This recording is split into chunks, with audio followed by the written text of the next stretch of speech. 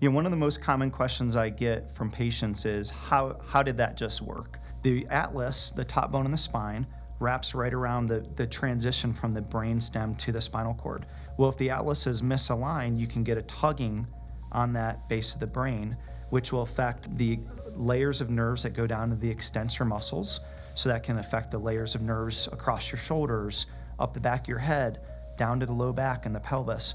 So if somebody is coming in with let's say a chronic muscle pain problem like a fibromyalgia, or even a sciatica problem, a low back pain problem, oftentimes the mechanism is that the atlas is misaligned, puts stress on those tracts of nerves that go to the muscles down the back, everything spasms and the whole body shifts, and then they're chronically walking out of balance. It leads to progressive wear and tear, and it can lead to really joint dysfunction all the way down the spine. So if you have a misalignment in the upper spine, it'll affect the joint receptors and the muscle spindles in the upper spine that are very unique.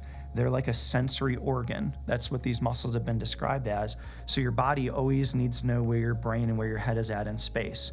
So if your upper spine is misaligned, you're getting abnormal feedback into the brain, into the vestibular nucleus, into the cerebellum, that can end up causing dysfunction. And that's where when we see problems like the meniere's disease, the vertigos, the unsteadiness, just the general imbalance issues, that's the mechanism for them. So this is a complex area. So another layer to that problem is that the trigeminal nucleus is one of the cranial nerves, is related to all headaches. And there's a nucleus that goes down into the upper cervical spine from C1 to C3.